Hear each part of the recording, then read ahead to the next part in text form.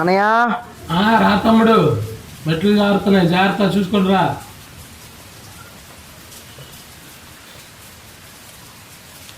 ఏంట్రా ఈ టైంలో వచ్చావు?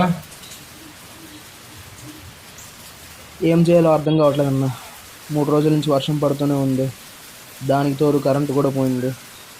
అరే తుఫాను పడుతుంటే కరెంట్ ఎలా ఉంటుందిరా? ఇంక 3 రోజుల దాకా రాదు.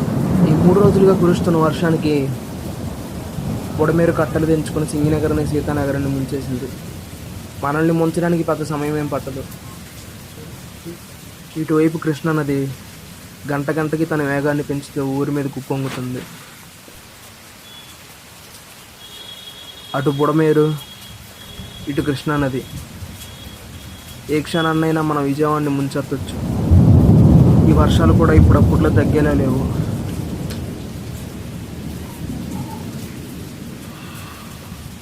ముందు మనం చేయాల్సిన పని ఒకటి ఉంది తమ్ముడు. పిల్లల్ని, అమ్మని అందరినీ అర్జెంటుగా ఇక్కడి నుంచి పంపించేయాలి. లేదంటే ఈ 3 రోజులు ఎక్కడికి బయటికి కదలలేదు. పరిస్థితి చాలా దారుణంగా మారేటట్టుంది. సో మనం తొందరగా వాళ్ళని ఊరికి పంపించేస్తే మనం సేఫ్ అవ్వచ్చు. నైట్కి సిచ్యువేషన్ మారిపోవాలి.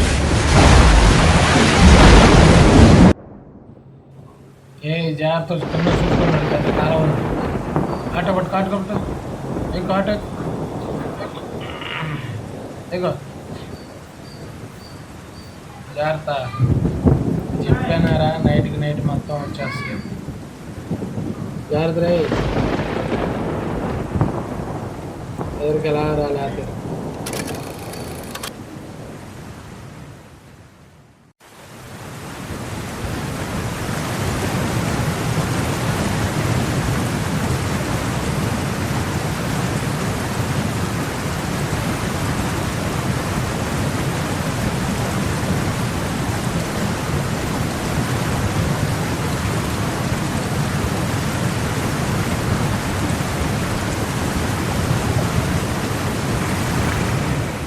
అమ్మ జీవితం గంటలో ఊరు ఉంచేసింది.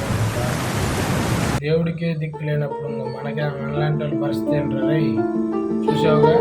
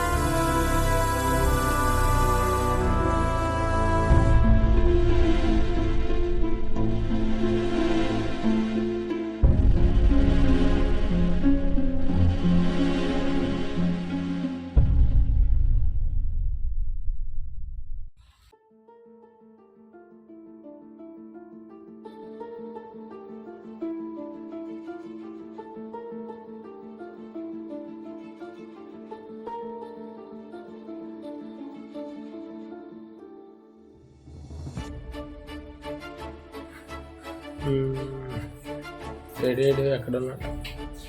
ఏయ్ తమ్ముడు, లే, ఫుడ్ తెచ్చాను, తిందిలే. లేదు వచ్చేసింది లేంగిలే తిను.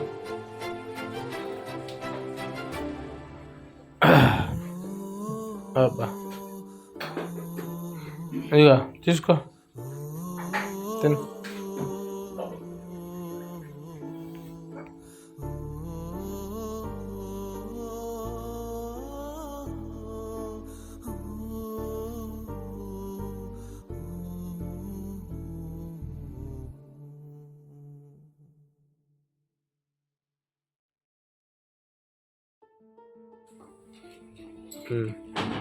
ఏంట్రా అన్నం ఎదురు పెట్టుకొని అలా చూస్తున్నావు? తిను.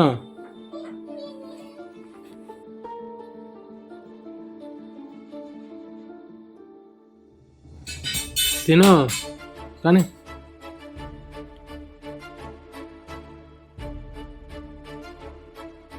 ఇప్పటి వరకు ఆకలి బాధ,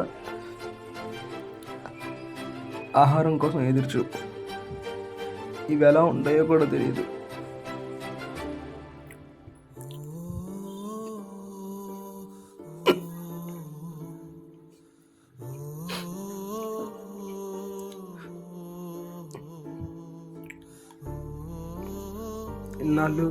ఇన్నాళ్ళు పేదవాడిని చూసి అసహించుకునేవాడిని. కానీ ఈరోజు తిండి కోసం వాళ్ళల్లో ఒకళ్ళ నుంచున్నప్పుడు తెలిసింది బతుకంటే ఏంటో.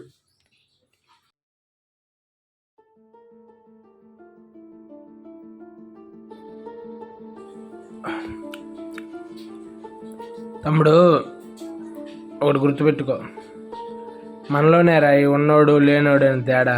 ప్రకృతి దృష్టిలో మాత్రం అందరూ ఒక్కటే.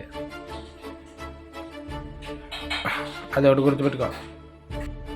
మనిషిగా మనం చేసిన ద్రోహాన్ని ఎదుటోడు మర్చిపోతాడేమో కానీ ప్రకృతి మాత్రం మర్చిపోదు.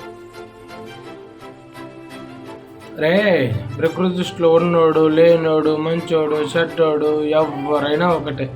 అందరినీ ఏదో ఒక రోజు మింగేయాల్సింది.